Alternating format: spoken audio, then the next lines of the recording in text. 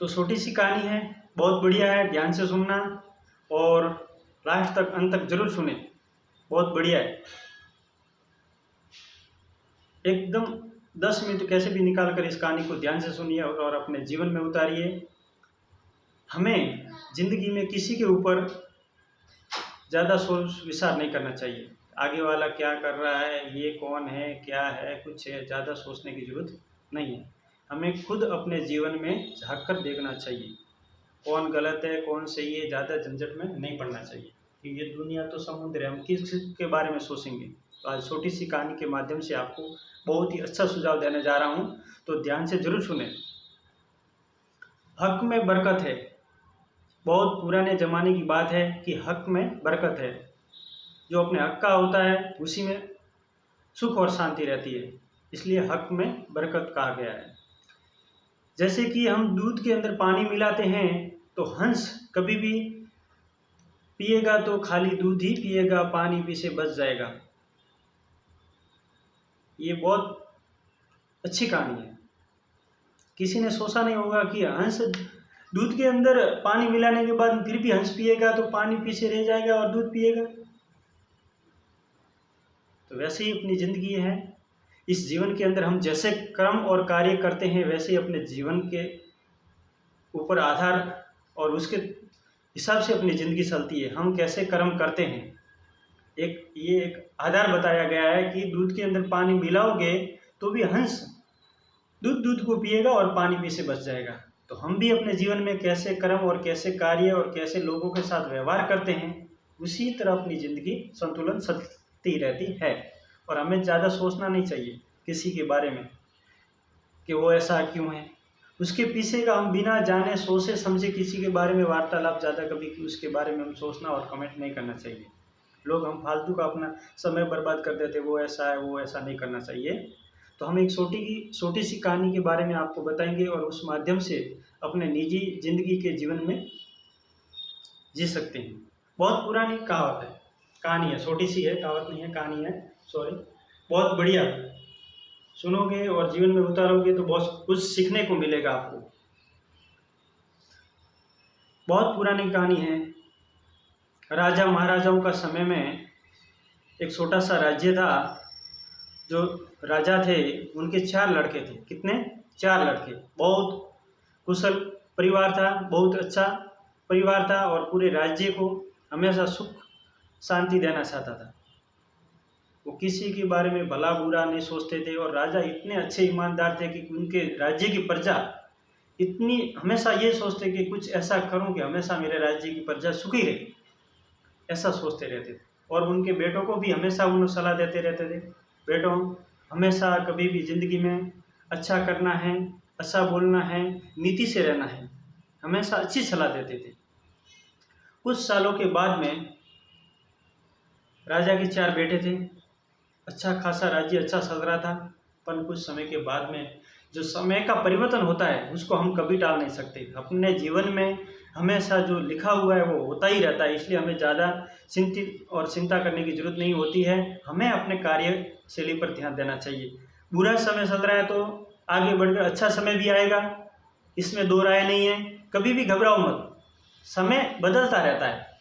हर लोगों ने, आपने कभी भी कई प्लेटफॉर्म में देखे होंगे, कई लोग मार्केट में आते हैं और चले जाते हैं। समय बदलता रहता है, परिवर्तन का समय है, कब किसके साथ क्या होता है। और कुछ के बाद में समय ऐसी करवट लेता है कि वही आदमी उभर के आपके सामने आते हो और आप असंभित रह जाते हो, ये क्या हुआ, अरे कल तो ऐसा दिख रहे थे और आज ऐसा। हर चीज़ से अलग और डिफरेंट लगने लगा है मार्केट के अंदर, व्यापार में, धंधे में, हर लोगों के साथ छोटी मोटी हमेशा परेशानी चलती रहती है, पर समय के साथ चलती है। कुछ समय के बाद में फिर समय परिवर्तन होता है, इसलिए हमेशा किसी को कमज़ोर नहीं समझना चाहिए। तो राजा के साथ भी ऐसा ही हुआ।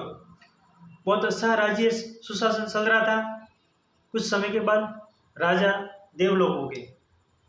देवलोक होने के बाद में उस राज्य के अंदर पूरी गरीबी फैल गई, प्रजा और अकाल पड़ गया और लक्ष्मी भी राजा के घर से भी पूरी चली गई।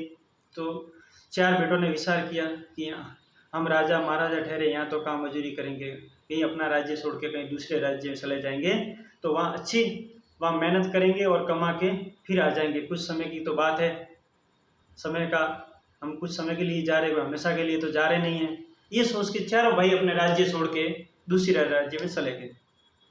तो उनके पिताजी हमेशा कहा करते थे, कभी भी जो आँख भूरे कलर की, जो माजरी आँख कलर का होती है लेडीज, उनका कभी भी भरोसा नहीं करना चाहिए। ये हमेशा उनके पिताजी कहा करते थे। वो ये कहते थे और हमेशा अच्छी सोच, अच्छा विचार रखने की बात कहते थे। हमें किसी के बारे में बुरा सोचना नहीं चाहिए, हमेशा भला करना चाहिए और भले से ही जीवन जीना चाहिए। ये उनके पिताजी हमेशा, इसलिए लोग कहते हैं कि जो माता पिता जो सलाह देते हैं वो हम कभी भी ज़िंदगी में मानकर उनकी बात हमेशा अपने जीवन में उतार देंगे तो हम कभी भी रास्ते नहीं भटकेंगे। और भटक भी गए और उनकी बात हमेशा अपने जीवन में याद रख के और उनके आदर्श के जो संस्कार के ऊपर हम चले गए तो कभी भी ज़िंदगी के अंदर हम फेलियर नहीं होंगे। तो राजा भी उनके बेटे को हमेशा कुछ न कुछ नई बात कहते थे। तो चारों लड़कों के अंदर कुछ न कुछ खासियत रहती थी हमेशा। आप कहीं भी देख लीजिए, अपने परिवार में 3-4 भाई है, 5 भाई है, तो उनके अलग अलग कार्यशैली रहती है। तो उनमें राजा महाराजाओं के अंदर भी उनके जो 4 लड़के थे, उनके अंदर बड़ा लड़का था, वो बहुत अच्छा बुद्धिमान था, जो वो हमेशा अपने पिताजी की कही हुई बात को जीवन में उतारता था। ऐसे ही कुछ दिन हुए, वो चलते चलते एक दूसरे राज्य में पहुंच गए और वहाँ रात हो गई। तो चारों लड़कों वहाँ रात रुके। वहाँ रुके, जिस घर पे रुके वो औरत थी, उसकी आँख भूरे कलर की जो माजरी आँख की थी। वो रात वहाँ रहे, अच्छी उन्होंने सेवा की, खाना खिलाया। सुबह वो वहाँ से रवाना हुए तो वो औरत ने कहा, भाई मैं आपको एक भाई बनाना चाहती हूँ। तो तीनों भाइयों ने तो हाँ कर दिया। सबसे बड़े थे, उन्होंने ना बोल दिया, नहीं मैं तो नहीं बनाता हूँ, आप बना लो, बनानी है तो उन 3 भाइयों ने उस औरत को बहन बना ली। और बहन बनाने के बाद, धागा बांधने के बाद जो चारों भाई वहाँ से चले गए थे, दूसरे और राज्य में चले गए। वहाँ एक राजा था, उन्होंने कहा जो नेकी का काम करना चाहता है तो वहाँ हम रखते हैं यहाँ पर मजदूरी पे।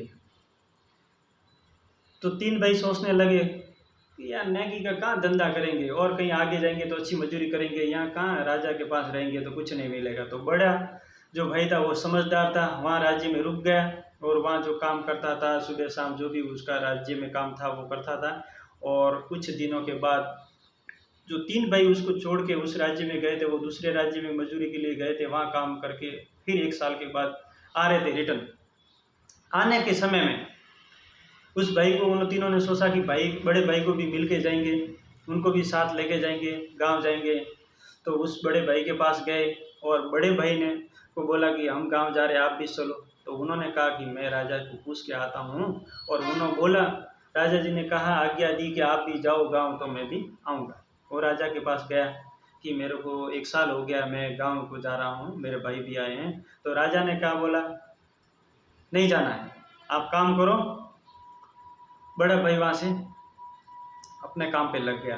राजा ने अपने कर्मचारियों को कहा, जो ये एक जीवन आता है, ऐसे एक गो काट कर उसके अंदर हीरे 1.25 लाख के 4 एक गो के अंदर डाल के, वो बोला कि इनके 3 भाइयों को दे दो, जो गांव जा रहे हैं उनके परिवार को दे देंगे।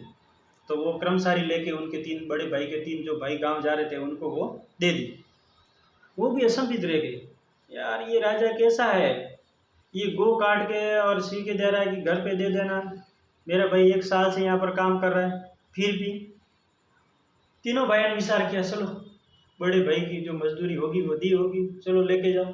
वहाँ से वो अच्छा खासा धन 3 भाई तो कमा के लेके आए थे और वहाँ से रवाना हो गए। फिर वही गांव आया, वही राज्य आया, वहाँ जो धर्मबेन की हुई थी वहाँ रुके तीनों भाई, रात रुके, सुबह फिर चले गए अपने गांव जाके उन बड़े भाई के लड़के और परिवार वाले सामने आए कि क्या आपके बड़े भाई नहीं आए? तो कि वो तो वहाँ रुके हैं, नहीं आए, पर क्या तो कुछ न कुछ भेजा है क्या?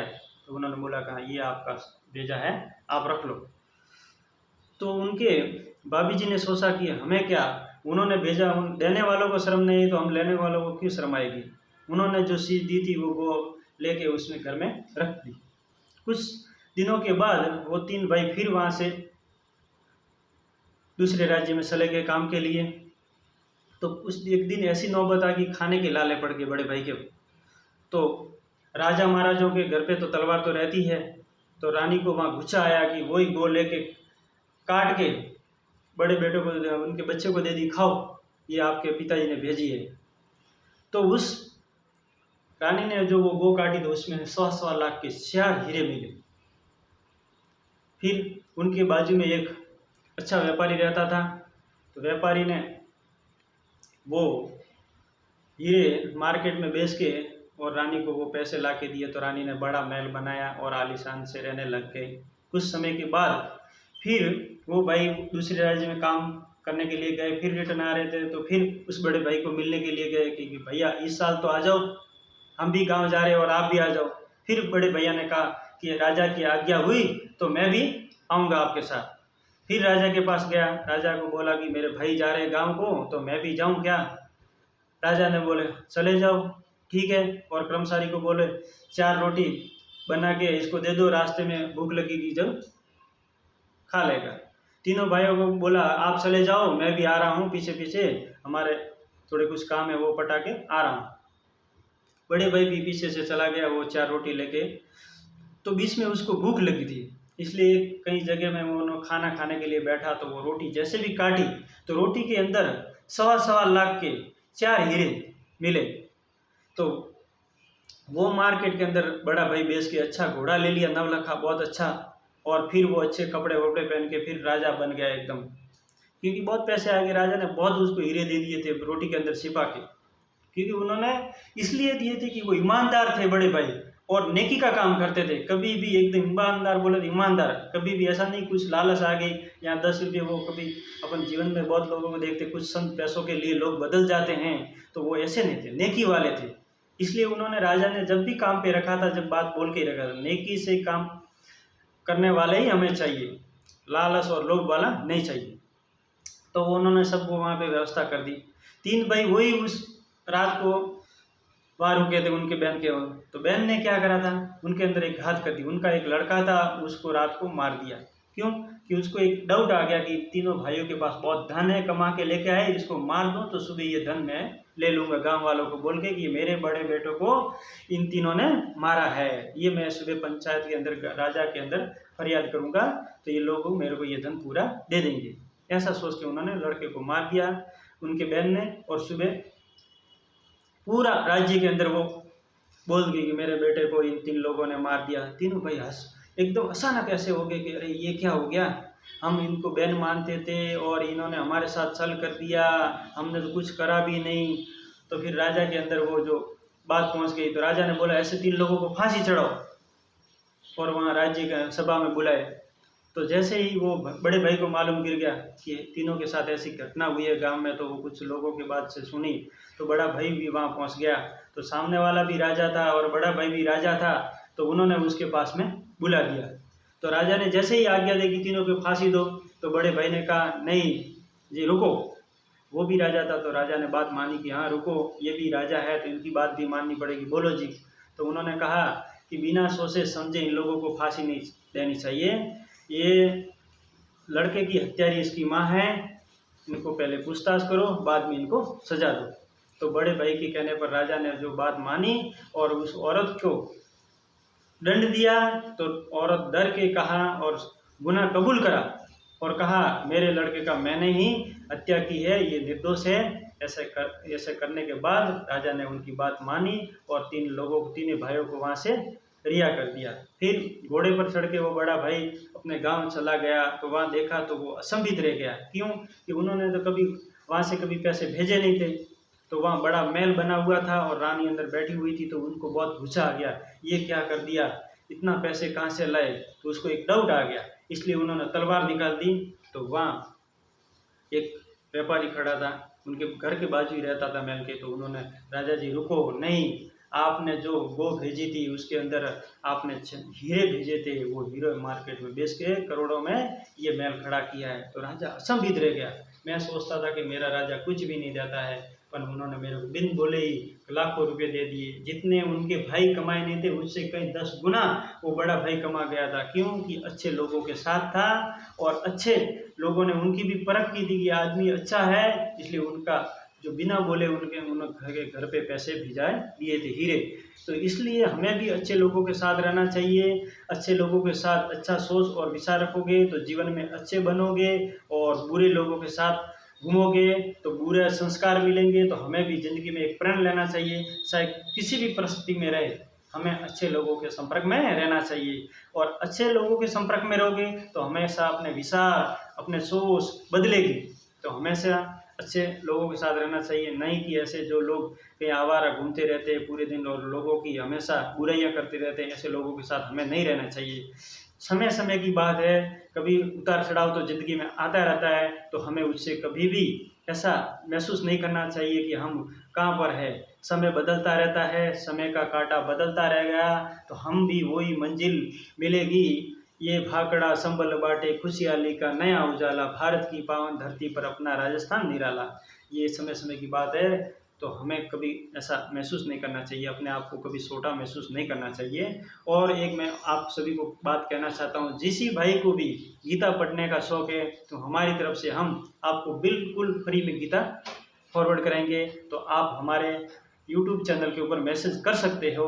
आप शेयर किसी को करो ना करो, हमसे कोई इससे हम आपको नहीं बोलेंगे, क्योंकि हम कुछ पैसे कमाने के लिए ये वीडियो नहीं बनाते हैं। कि हम हमारे ज़िंदगी में जितने भी अच्छे विचार जो सीखे हैं वो आप सभी तक पहुंचाना चाहते हैं, कि नहीं कि बिलीव कि हमें इस यूट्यूब चैनल से हम पैसे कमाना चाहते हैं। इसलिए हमें अच्छे सोच और अच्छे विचार प्रकट करने के लिए हमने ये चैनल बनाया है। और जिस भी भाई को गीता पढ़ने का बहुत अच्छा शौक़ है, तो हम उनका एड्रेस हमारे यूट्यूब चैनल पर मैसेज कर दें, उनका कॉन्टैक्ट नंबर मैसेज कर दें, हम बिल्कुल उनको मुफ्त में गीता फॉरवर्ड करवाएंगे, उनके घर तक पहुंचवाने की हमारी जिम्मेदारी रहेगी। आप भगवत गीता मुफ्त में पा सकते हैं और घर बैठे, बिल्कुल 1 रुपया भी नहीं देना चाहिए। और मैं तो सभी को ये कहना चाहता हूँ कि सभी के घर में एक एक गीता होनी चाहिए।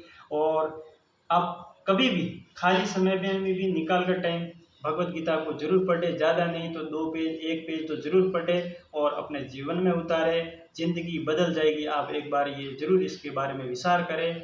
आपको कहीं ढूंढने की ज़रूरत नहीं है, आपको मार्केट में मिले या ना मिले, आप हमसे संपर्क कर सकते हैं। हम आपको गीता फॉरवर्ड फ्री में आपके घर तक पहुंचाएंगे। ऐसा नहीं कि हम आपको फ्री में पहुंचा रहे तो आप गीता को आपके मन जैसे वहाँ रख सकते हैं, नहीं। इसको रखने की भी अच्छी जगह रहनी चाहिए, हमेशा गंदे हाथ ना लगाएं। पहले से हाथ वाथ धो के गीता को आप सोए और फिर आराम से पढ़ें। और फिर घर में एक अच्छा कपड़ा रखना चाहिए रेड कलर का, उसमें बंद कर फिर अपने अलमारी में रखें। जब भी आपका मूड हो, आपको समय मिले, जब अच्छे से गीता को पढ़े, फिर समझ कर अंदर अपने अलमारी के अंदर रखें। ऐसा नहीं कि दूसरी बुकों को रखे जैसा इस गीता को भी अपने मन मर्जी आए जैसे रखे, आए जब हाथ दे, ऐसा नहीं रखे। इसलिए आप आगे से आगे आपको किसी को भाई को भगवत गीता की ज़रूरत रहे तो हमसे संपर्क करें, हम मुफ्त में आपको आपके घर तक अपने एड्रेस पर पहुंचवा देंगे। जय श्री कृष्णा, राम राम साहब। फिर अच्छे नए टॉपिक के साथ मिलेंगे, आपको अच्छे टॉपिक के साथ। हम जो भी हमारे जीवन में कुछ न कुछ सीखा है वो आप तक ज़रूर पहुंचाएंगे और अच्छे से अच्छे ऐसे वीडियो बनाएंगे जो लोगों के जीवन में काम आए। तो हमेशा मैं यही लोगों को कहता रहता हूँ सभी को, कभी भी समस्या है तो उनको देखकर भागो मत, हमेशा समस्या का सामना करो। एक दिन नया दिन आएगा और आप भी सफल बनोगे। जो उन लोगों में जो आपसे जो घृणा करते हैं उन लोगों के से भी अच्छे और सफल होंगे। तो जय हिंद, जय भारत, जय श्री कृष्णा। फिर अच्छे नए टॉपिक के साथ मिलेंगे दोस्तों। जय श्री कृष्णा, जय श्री कृष्णा।